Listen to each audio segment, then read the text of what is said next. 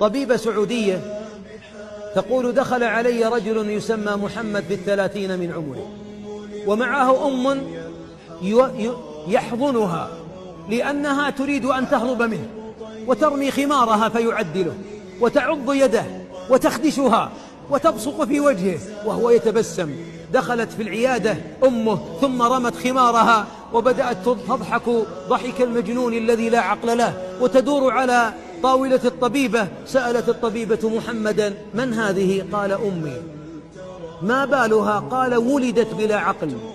كيف أنجبتك؟ زوجها جدي لأبي عسى أن ترزق بولد، فتزوجها أبي فطلقها في العام الأول، وحملت بي وأنجبتني، ومنذ أن كنت في العاشرة وأنا الذي أخدمها، أطبخ لها، إذا أردت أن أنام أربط قدمي في قدمها أخشى